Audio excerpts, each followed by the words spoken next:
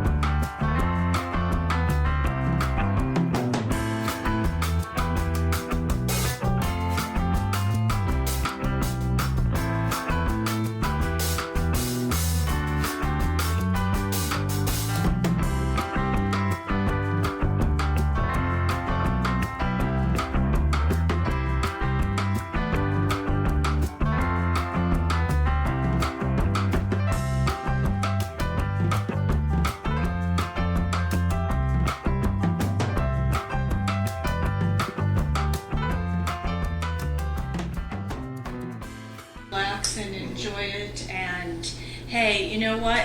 This is the interview that I have been looking forward to now for, well, since the On the Couch days, because I met you when I was doing On the Couch, and you had talked about what it is you do and why you're here, and I was like, okay, I've got to have this as an interview. Absolutely. And so this is exciting, and I'm introducing you, and you're wondering, I don't know if you can tell, you're wondering why I am sitting here with a Union soldier, and maybe not, but there you go.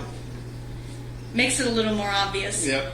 And my Union soldier is, you like Will or William for that? Will's good. Will's good. But they usually would go with William. So. And that's what I was saying. I didn't know if you wanted to be introduced as the actor Will, as the soldier William. Does that work? That works.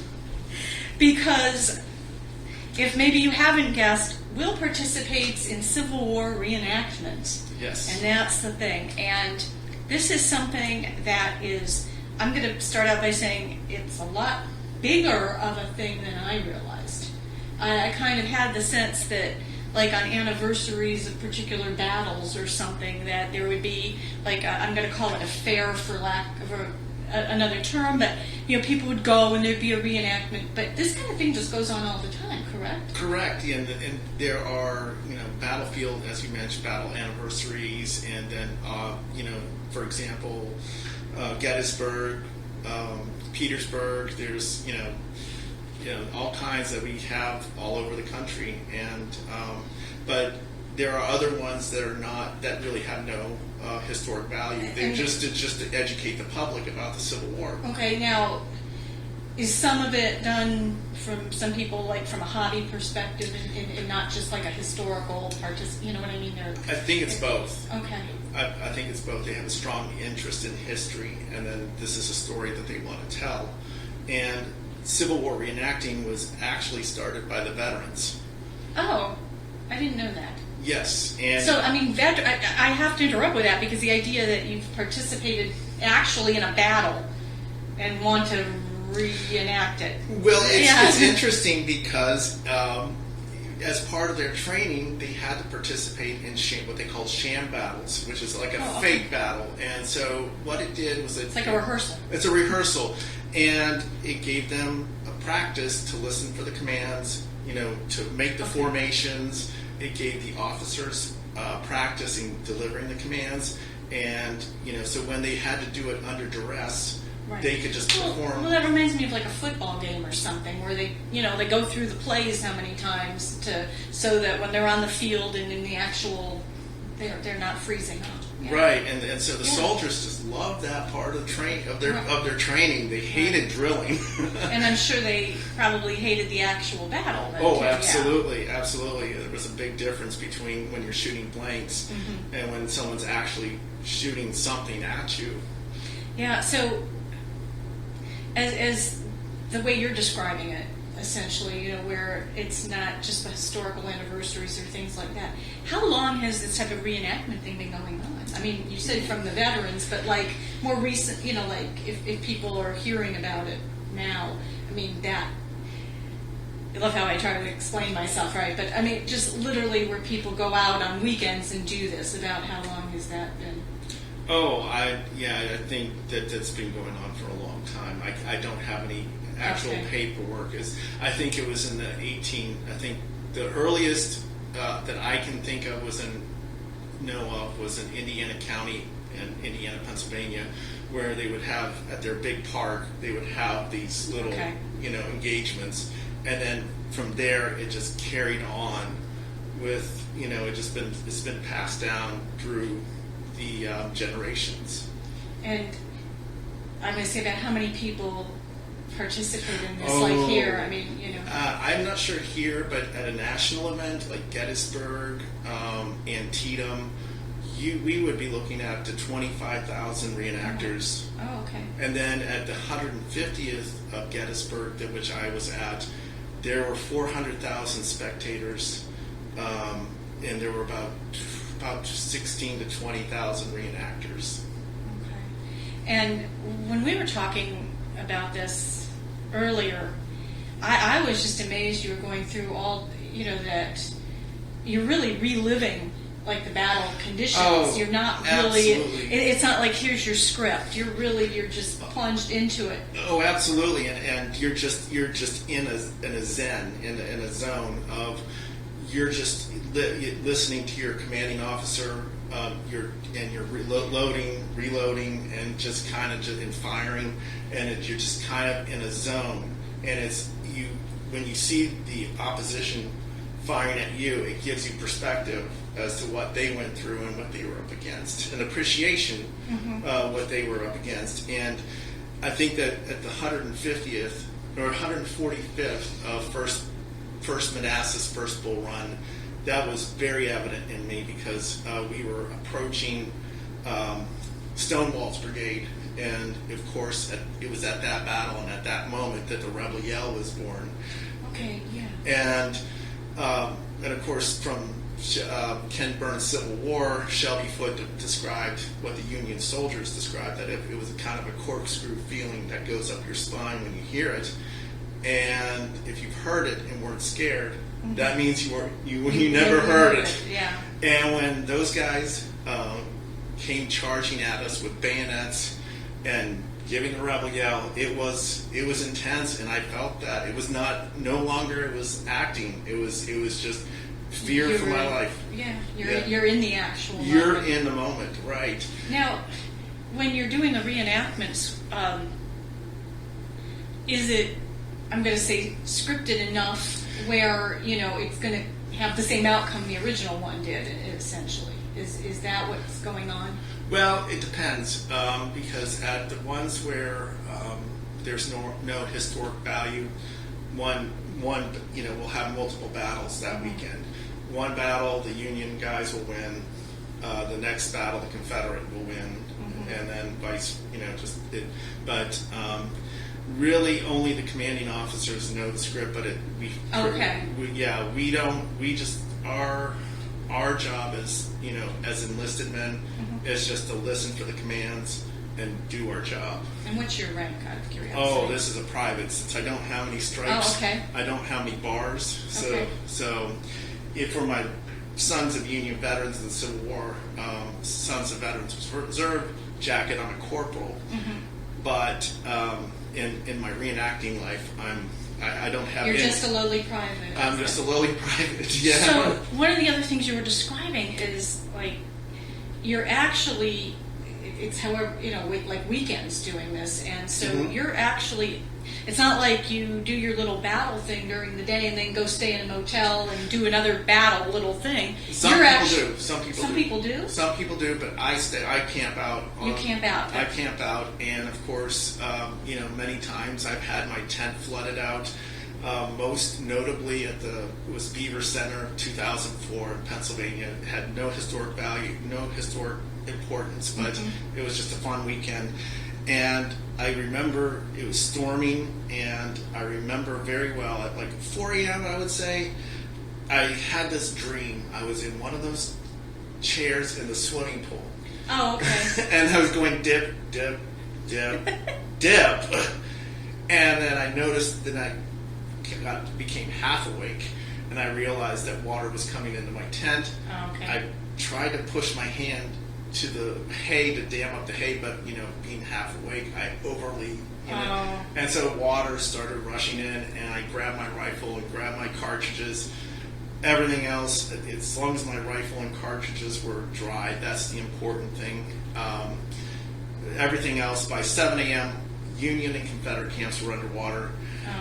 And so we were trying to make, the big thing was, we have fire pits and to make coffee, and the big problem at 8 a.m. was like, who's going to have coffee?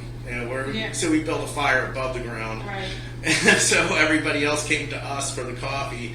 And we had our battle that day, got up to 100 degrees, and then it stormed at 7 p.m. Union Confederate camps were underwater, and my tent was in a low-lying area, so it got especially flooded. And then the whole camp became a mud pit. And it got cold. Okay. Civil War mud wrestling. Yeah, exactly. Yeah. I came down. I started to come down with hypothermia. Oh wow. Yeah, and so it's really reliving the experience that could have happened. Absolutely. So I ended up sleeping on 4 bales of hay. Some people were retreating to their cars, and Oh wow. I was just. Now I want you to think about that line, because in the actual Civil War, there's no retreating to a car or a motel. You're stuck in those conditions. So that had to give you some appreciation for the people who actually in the battle. Absolutely, and at that time, what they went through, and some did what they called campaign style, where they just had a bedroll and they just slept under the, put it on the ground and slept under the stars, and and then there was the 150th of Gettysburg, where I was fortunate enough to have a dog tent that had flaps that opened on both ends. Okay. And so the air was just it was hot, but the air was going through. And then at night, I was so tired. I was really tired at night, but I had mice crawling all over me. I could feel the mice crawling all over me, and they were licking my fingers. And I was just like, just remember to put some, wash my hands before I put them in my mouth. But that was about it. Yeah. So what's interesting to me, like I said, is getting an appreciation for the actual battle. And, you're talking about, obviously, then there are people who participate as Confederate soldiers, and they are these usually people who are who live in the South who do this, or do you have people up here who say, I wanted to participate, but I'd like to be in the Confederacy? They live all over. It depends on what their preferences are. There's some guys who what we call galvanize, and they do both Union and Confederate. Okay. And then there's some guys who just strictly do Union, some strictly do Confederate. Okay. And you end up, through the reenactment, certainly having, I'm going to say, an appreciation or more respect for the people on the other side. Mm-hmm. Does that happen? Yeah, you do, and because they're fighting as well, and so it's so you get a little bit more appreciation for what they're doing. Mm-hmm. Okay. Now, to start participating in something like this, is there any kind of I don't want to say briefing, but education thing that you do first? We do basically before when the people are still starting to get involved with reenacting. We it's obviously the equipment is very expensive, so we try to help them along as much as we can and get the equipment piece by piece. And then basically they have to, if they get a rifle, they have to go through the School of the Soldier. We encourage them to go through the School of the Soldier. That's the manual of arms and knowing how to fire the rifle safely, because safety is the top priority. Right. And I mean, especially in something like this, because I know even when you're using blank ammunition, you can still get injured. Oh yes, absolutely. The amount we used black powder. I see you have. He's brought toys with him here. No, they're not toys. They're not toys, but I've got props. Yes. Yeah. So this is an 1853 British Enfield reproduction. Oh wow. And it's about 12 pounds. Really? I mean, can you? Now, see, I'm holding this, and I'm just trying to imagine. Okay, you said about 12 pounds. It's about how from barrel to No, stock. I'm not sure how far, but it's pretty long. That's what I'm suggesting. And running in battle, trying to hold this is, Yeah. I mean, that's pretty hefty. Like, I'm just sitting here holding this, and this arm is already getting tired. Mm-hmm. And I'm not even holding it, the way, I don't even think I could, the way that so anyway. Yeah. But it's just a beautiful piece, though. I mean, I'm fascinated. So Oh, yeah. Go on. I'm sorry. Sure, you're welcome. So the amount of pressure that's coming, we use gunpowder, which is an explosive, Right. and the amount of pressure that's coming out of the muzzle is very concentrated. So it can result in severe injury or death. So how do you handle that? I mean, in the field where you're hyped up and reenacting this battle, and you're firing actual gunpowder to make sure that somebody else isn't getting hurt. Well, the rifle does have a safety mechanism. We always, it's locked. We always do a weapons inspection before to make sure that the barrels are clear, Okay. and to make sure that the safety mechanism is functioning. Basically, there are positions of holding it that that can be safe. So it's in the manual of arms. Mm-hmm. that was developed by the Army. And Okay. so, for example, this is a 3-band Enfield rifle musket. If we're firing over someone's shoulder, we always want them to have the middle barrel band right by their ear. Okay. We do have a saying that if you don't feel safe, take the safe way out. There have been many times where I don't feel safe taking the shot, and I pull back. The safety officer or the commanding officer will ask why, and you just say, I did not feel safe taking that shot, and then they're okay with that. Mm-hmm. So now, if obviously you're not injuring people in this, how do you determine who goes down, so to speak? Well, there are several ways. It depends on the reenactment, because I know that at some reenactments the officer will tap you on the shoulder, and then if you're loaded, you get that round off, and the next time they fire, you take a hit, as we like to say. Sometimes they pack a cartridge, a paper cartridge, as we reach in here. And this is interesting.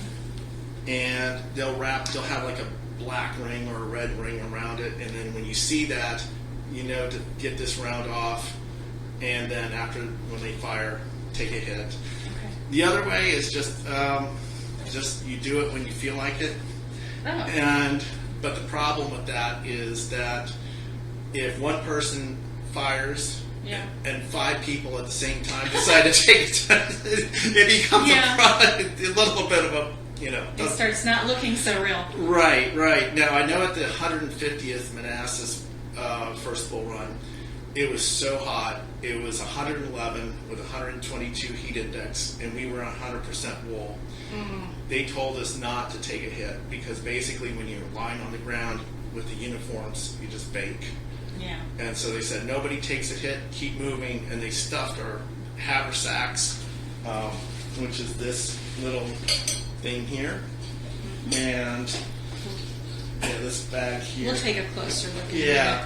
This is basically where I keep all my camp utensils, soap, toothbrush, personal effects, and so we'll take a closer look when we put the rifle down.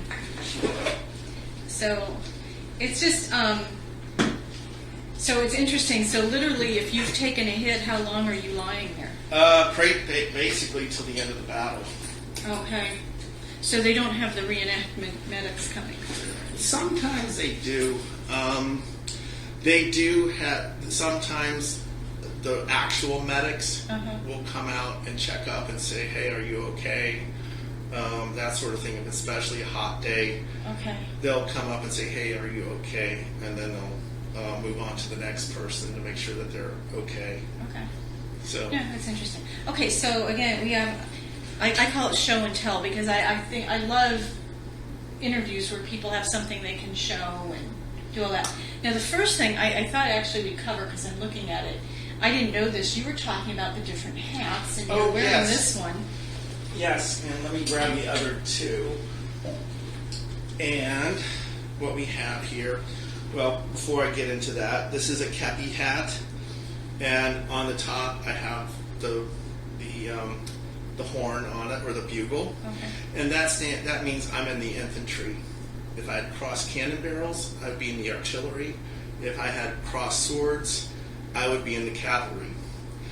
And basically, it was mainly worn by Eastern Theater troops. And Eastern Theater, something like Army of the Potomac, they would have their brass shined, and they would have to keep everything buttoned while they were in battle, and also they would wear the kepis. Western Theater would wear what we call the forage cap, or the bummer cap. It was originally before 1858. It had an insert to kind of make it rigid. Yeah. But then in 1858, it became stylish just to let it flop over. Okay. And so Western theaters, and remember back then, Pittsburgh was the gateway to the West. Oh, okay. So yeah, and you had places like LaPorte, Indiana, which was the door, and another place. And then also units like the 9th Indiana would wear the slouch hat in Western units. And Western units were allowed to open up their jackets. They did not really keep their brass shined. And so, yeah. Okay. Because that's something I guess in photos I've seen the different hats, but it never like really stood out to me. Oh, that's a different hat. Mm-hmm. You know what I mean? Yeah. So it's really fascinating. And so I'm looking here because this. Oh, this is my, if I can bring it up, this is my cartridge box. This is where I keep all my rounds, and in the rounds I have my paper cartridges, and the rounds have gunpowder in them, but then they also have a .58 caliber mini ball. And this was invented by, actually a replica one. It's not an actual one. The that's heavy. Actual ones were made out of lead. And so Okay. it's a conical shaped bullet, and it has a hollow inside with three grooves. And the three grooves would grip onto the rifling. It would expand and grip onto the rifling inside the rifle and put a spin on it. It was developed in about 1858 by Claude Monet, and basically when it left... The artist? No, he was a captain. I can't remember which military. He was in the... No. But he was... but it expands to a .75 caliber projectile after it leaves the barrel, and it was very deadly, and it did a huge amount of destruction to the human body. Okay. Basically, it would flatten as soon as it hit the flesh. It flattens out. If it hit bone, it would shatter the bone, and that's why you had the high level of amputations. And when we went to the Civil War Medical Museum in near Frederick, Maryland, I asked our tour guide was a nurse at Walter Reed or something like that, and I said, well, what would be the treatment today if someone got hit by a mini ball? And he said pretty much the best option would be amputation. Still, yeah. There would be others. I think there would be. It depends, but he said they would still consider amputation because it shatters the bone and it just zigzags. And once it gets in the body, it zigzags, starts destroying everything. So very deadly. Yeah. So like I want to say the idea, the myth, or something that post what I'm going to say modern world, there weren't very, very destructive weapons and ammunition and things like that. I mean, people act like there wasn't, and there actually was. So. Yeah, and I believe that along with the triangular shaped bayonet. Oh, okay. Be careful, it has a sharp end. Okay.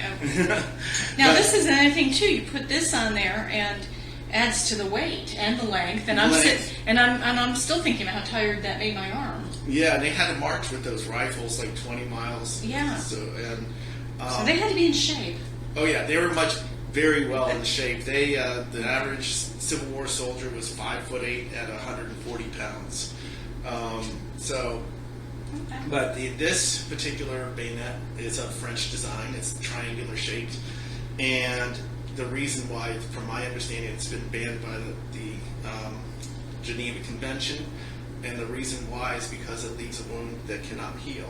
Oh, right. And a lot of times they did not. It was more of a psychological weapon rather than an actual weapon used, because if they try to use this, a lot of times they would get stuck in the body. Mm-hmm. And so they didn't like the idea of stabbing anyone. They didn't like the idea of getting stabbed. So like if they came after people with fixed bayonets, obviously it was a psychological thing, and the other side took off running. This was, bayonet wounds, just like with any war, bayonet wounds are few and far between. This was mainly used as a camp tool to dig latrine pits, as a candle holder, and to, if you had game over the fire, you could try to, multiple uses. Yeah. So, yeah, that they had to get into hand-to-hand combat. A lot of times they used their rifles as a club. Now, as heavy as that is, yes. I see that. Okay, so you were showing that other, just small, you got some kind of a small thing here. Oh, this is my cap pouch, and this is where the percussion caps are. And let's grab the rifle again. This is actually, you pour the powder in the barrel, and it sits right there, and then you work the mini ball in there. And so it's seated right on the powder. And then you pull the hammer, and so this is a percussion cap.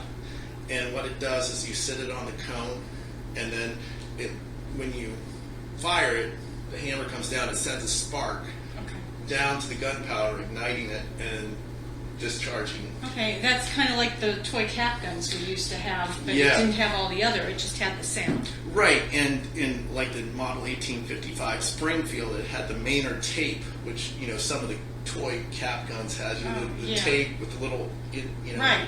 Yeah, that's what the 1855 Springfields. Now they did away with that because obviously when it got wet, that was a problem.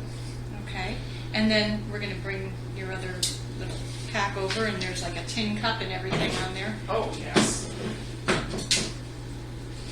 Well, and I have obviously my canteen. Okay. And then Now, is everything you're showing me is like a replica? Do you have anything that's actually original? no, I don't have anything that's original. Okay. Yes. I'm asking as people might want to. Yeah, yeah. It is. I might mention that it is illegal to go on federal land and start, using metal detectors. So I don't encourage that. So Right. if you find it, the thing to do is if you know someone who has a farm near the battlefield, you can ask them for permission to do that. But that's up to the private property owner Right. to. So I have my cup that I use for making coffee, and as you can see, it's pretty scored. Right. And I put that in the fire to make coffee. Okay. And to boil water. And then It's a pretty good size cup. and then I have my plate, dinner plate. Well, Might as well. yeah. And then I would carry what they call a housewife, which is a sewing kit that they would carry to patch up their uniform. Okay. And then a lot of stuff. A candle. You got more candles. And then this is the tampion. This is something you put on the end of the rifle to keep the moisture out of the inside of the barrel. And then the plastic's not real. It's not period. I know. I get that. I get that. The plastic's not period, but it's homemade lye soap. Okay. So they use that to wash themselves. Right. And I'm just looking. Okay, so yeah, what's really nice, I mean, some people really could be using something like this too, because I'm looking at ingredients: lard, water, and lye. And to me, this is really good if you've got sensitive skin and you're buying commercial soaps of any kind. There's a list, 20 ingredients, and you don't know which one's setting you off. So that's kind of an interesting thing. That would be good for somebody sensitive. And then I have more my extra percussion caps that I have, and then And think about it too, because you're carrying around all of this stuff absolutely all the time. I mean, it's not like you can park it in your locker.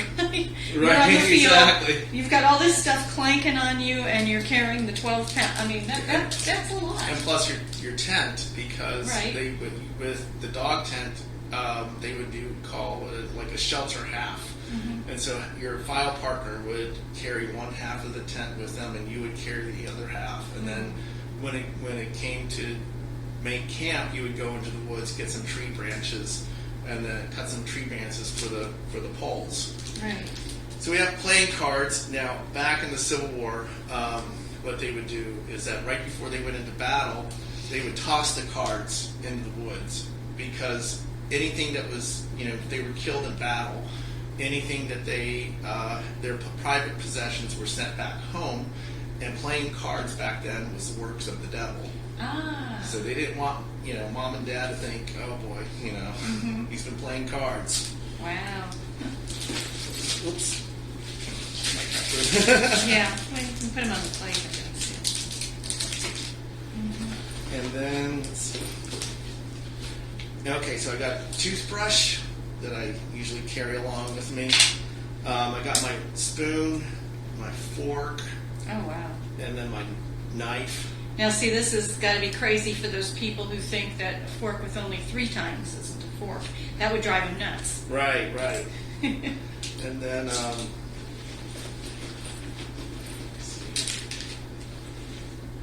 my tooth powder, so it's just kind of like toothpaste. Oh, right. And then Wow. my book of customs of service. You would also have your books on how to do the manual of arms, how to do the formations that the commanding officers wanted you to do, so you can carry your books in there. You'd also carry a supply of hardtack. Hardtack was like a hard cracker they ate. Yeah. Sometimes it had worms in it, and so Extra protein. extra protein, exactly. So during that reenactment, I mean, you're eating standard Civil War fare then too? Or? Sometimes, yes, and it depends on what. Here, let's get this out. It depends on what field of reenacting you're at, because there are 3 categories of reenacting, and that we like to say in the community. There are what we call the hardcore. Okay. We call them the stitch counters. They're the hardcore. They live everything to the T.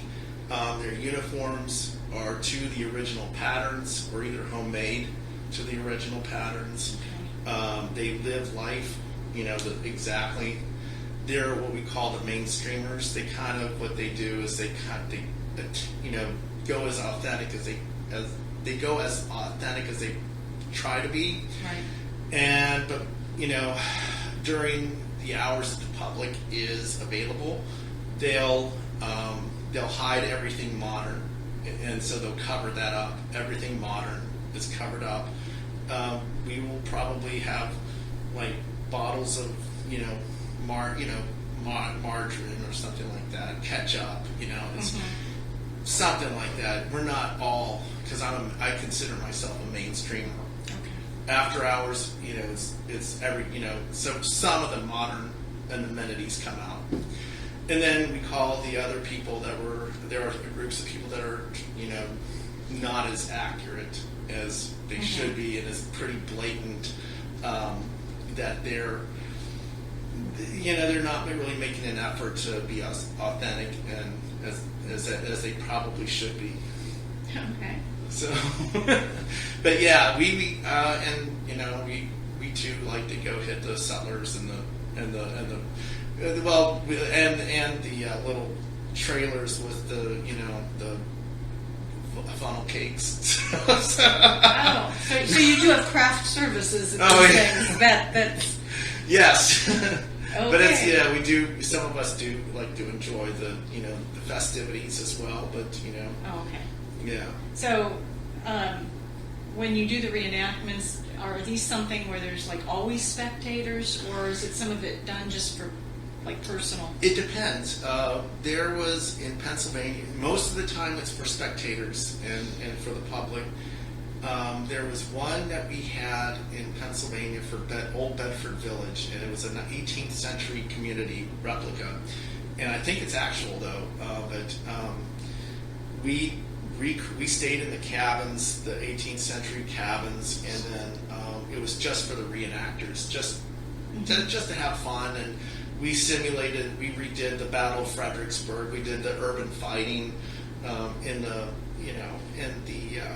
town there, and then we took it out to charge the hill at what was supposed to be Maurice Heights, and that was a lot of fun because at one of those events, I remember very vividly that two C-47 Gooneyberg planes in World War II paint flew over us, and the World War II guys were having their reenactment across the highway. So, so we were like, yay, reinforcements. So yeah. So are there? I was going to say because we are in Indiana, and I guess obviously if somebody is interested, whatever state you're in, you would look up for your state. Sure. But there are opportunities in Indiana if people are interested in either doing reenactments or watching them. Are there both those opportunities? Yeah, there are, and I know that in Indiana there's Billy Creek. I think that's coming up, or that might have already passed, but I know they're in Kentucky. More so, Civil War reenacting is more so, I would say, in central Indiana and south. Okay. Maybe in the Fort Wayne area, I think there's a unit there. Northwest Indiana is kind of dormant, and so there are groups in Illinois. Okay, so what would you recommend to somebody who's like interested in actually participating in a reenactment? Where should they go? They should go to the web and they should look up, reenactment groups in their area. They should go to these historic events like Billy Creek and then talk to the folks, and then whichever side they want to particularly join. Okay. And they should get to know the guys and see because it's not only just joining a group, but it's if that group fits what your personal values. That's another thing, because that's another thing, and just try it out, see if it works out for you, and then go from there. And if somebody's interested in attending something like this, as a spectator, same thing? Same thing, yeah, look up, and sometimes it's more localized that they'll advertise it. I haven't really seen, I would say it's more prevalent in, again, central Indiana and south. I really, sometimes they'll have like what's called a living history at some of these festivals, harvest festivals, these seasonal festivals that they have. I know that we used to participate one at the, we used to participate. Right now it's lost my mind. Yeah, I understand that. So, yeah. Okay. So, if somebody wanted to talk to you specifically, what we'll do, is it okay, and we can just put the information in the description for the video, and if somebody wanted to do an interview with you or something like I'm doing now, absolutely. Because you actually, I guess you teach history too, and so you're actually I don't. I teach history, as part of this. It's not part of my day job, but yeah, I do teach history in that sense.